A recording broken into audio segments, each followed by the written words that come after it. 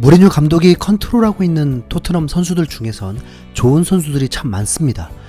2018 러시아 월드컵 우승 주역이었고 현재 팀에도 비교 불가 대상 골키퍼인 요리스가 있고요.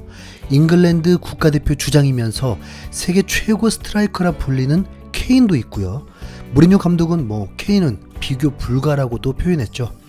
유럽 전체에서 손에 꼽히는 윙어로 인정받는 월드 클래스 손흥민도 있습니다. 이 세 선수는 세계 최고 선수 중 한 명이면서도 무리뉴 감독이 따로 주문할 필요도 없이 성실하고 훈련도 열심히 하고 무리뉴 감독이 완벽하게 신뢰하는 선수들입니다. 그리고 이번 시즌 무리뉴 감독이 공들여서 데려온 호이비에르는 중원의 핵심으로서 토트넘을 넘어서 프리미어 리그에서 최고 선수 중 한 명이 되었습니다. 무리뉴 감독은 호이비에르는 어떤 상황에서든 공을 정말 쉽게 처리한다, 경기 상황과 흐름을 잘 파악하는 등 축구 내적으로 매우 총명하기에 가능한 것이다.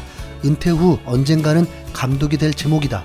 신체적으로 강인할 뿐 아니라 기술도 일반적인 인식보다 훨씬 좋다. 흔히 화려한 테크닉을 구사해야 훌륭한 기술을 가졌다고 생각하기 쉽다. 그러나 단순하게 공을 다룰 수 있는 선수야말로 천재라면서 극찬했었습니다. 그리고 이 선수 탕기 은돈벨레, 지난 시즌까지는 영입 실패 선수 아닌가 의구심을 가졌지만 현재 토트넘 상승의 또 다른 주역이며 토트넘 축구에 보는 재미까지 더해주는 천재 아트사커입니다. 은돈벨레는 드리블을 비롯해서 훌륭한 테크닉을 지녔으면서도 기동력도 좋습니다. 또한 몸이 두꺼운 편인데다 경이로울 정도의 무게중심을 지니고 있어서 이러한 장점들로 인해서 중앙에서 전진하거나 상대 압박으로부터 빠져나오거나 볼을 키핑하는데 매우 능하다 보니 팬들에게 보는 맛도 더해주고 있습니다. 은돈벨레는 시야가 좋고 과감성이 돋보여서 전진 패스를 자주 시도하고 상대 수비진을 무너뜨리는 스루 패스를 자주 선보입니다.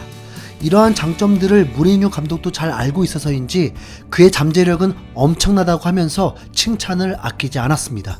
특히 이번 위컴과의 경기에서 은돈벨레의 퍼포먼스는 엄청났습니다.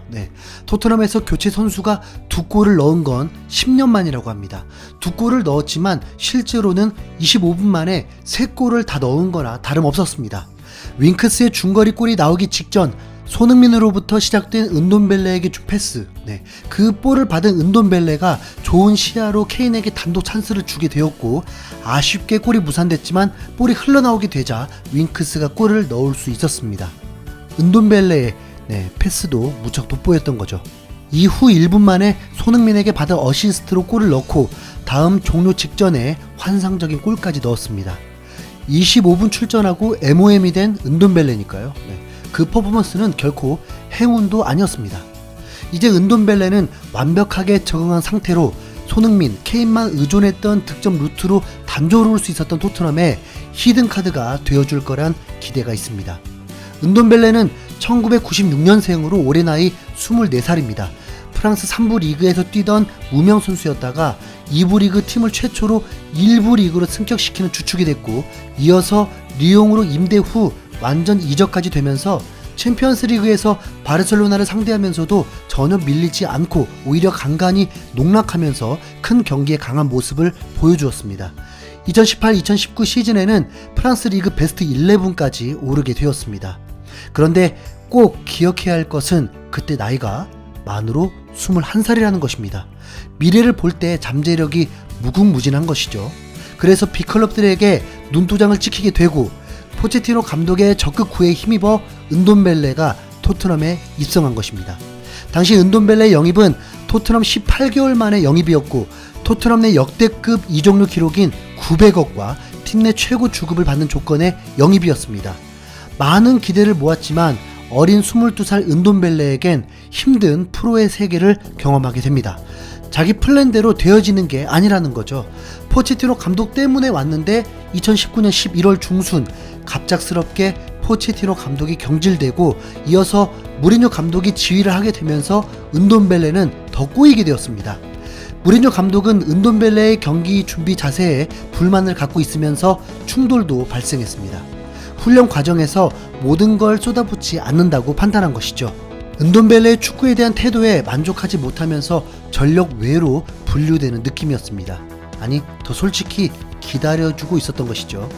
간간히 출전을 시켰지만 무리뉴 감독은 만족하지 못했습니다. 그러면서 은돈벨레가 프리미어리그에 적응을 못한다, 무리뉴 감독과 불화설이 잇따른 등 언론들이 달려들었습니다. 실제로 바르셀로나, 인터밀란 등 이적설이 불거지기도 했죠. 하지만 구단은 은돈벨레를 떠나보내지 않았습니다. 최소 받았던 이적료만큼은 받기를 원했었습니다. 은돈벨레는 프랑스 매체 카날 플러스와의 인터뷰에서 구단 회장이 내가 인터밀란으로 가는 걸 막았다. 그는 내가 잔류하기를 원했다. 나는 이전 시즌보다 더 잘하고 싶다. 무리뉴 감독과 나는 오해가 있었다. 지금은 감독과 잘 지내고 있다. 나는 무리뉴 감독에게 입증해 보였다고 말했습니다. 은돈벨레는 콩고 출신이지만 프랑스 국적도 가지고 있는 선수고, 그래서 프랑스 국가대표로 뛰고 있습니다. 그가 살아온 세월은 프랑스어만 익숙했습니다. 그래서 영국으로 처음 이적해 왔을 때 문화적인 적응이 어려운 것도 있었습니다. 하지만 토트넘엔 프랑스 선수들이 더 있었죠. 요리스와 시소코입니다. 특히 시소코가 은돈벨레의 적응을 많이 도왔습니다.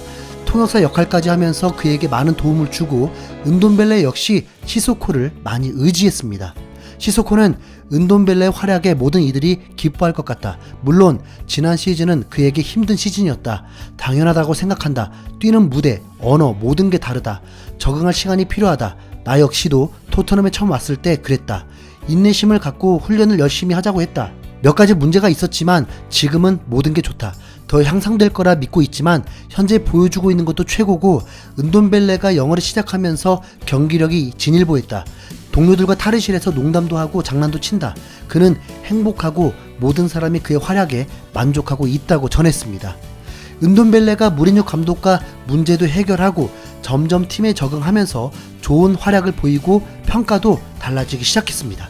전 토트넘 골키퍼 출신의 폴 로빈스는 우리는 자가격리 기간에 은돈벨레가 공원에서 그의 감독과 1대1 훈련하는 모습을 볼 수 있었다. 둘 사이의 관계에 대해 말들이 많았지만 진실은 은돈벨레가 최근 무리뉴의 플랜에 포함돼 꾸준히 출전하고 있다는 것이다. 몸 상태가 좋았을 때의 은돈벨레는 최고의 실력을 지닌 선수다. 만약 현재 레벨을 유지할 수 있다면 더 뛰어난 플레이를 지켜볼 수 있을 거라고 본다고 전망했습니다. 이번 시즌이 시작되고 은돈벨레는 팀의 핵심이 되었습니다. 오히려 알리의 자리를 은돈벨레가 차지한 것입니다. 벌써 25경기 출전에 6골 3도움을 올리면서 지난해 기록을 뛰어넘었습니다. 비록 시즌 초반 몇 개월 동안은 은돈벨레가 하프용이었지만 최근 경기에서 더욱 비중 있게 중용되면서 오히려 교체된 것을 화를 내기도 하고 결국 체력까지 올라오게 되면서 셰필드와의 경기에선 풀타임을 소화하게 되었습니다. 스카이 스포츠는 무리뉴 감독은 올 시즌 탄기 은돈벨레가 부활한 이유는 그가 변해야 한다고 깨달았기 때문이라고 말했다, 이렇게 보도했습니다. 무리뉴 감독이 말한 은돈벨레의 깨달음은 무엇일까요? 은돈벨레 지난 시즌과 올 시즌 기록을 비교해보면 가장 눈에 띄는 차이점은 스프린트 횟수입니다. 은돈벨레 지난 시즌 프리미어 리그에서 90분당 평균 스프린트 횟수는 단 2.8회에 불과했는데 올 시즌 은돈벨레는 프리미어 리그에서 90분당 평균 스프린트 횟수가 무려 11.3회에 달할 정도로 급상승했습니다. 즉 은돈벨레는 지난 시즌보다 강도 높게 질주하는 횟수가 약 5배나 상승한 셈입니다.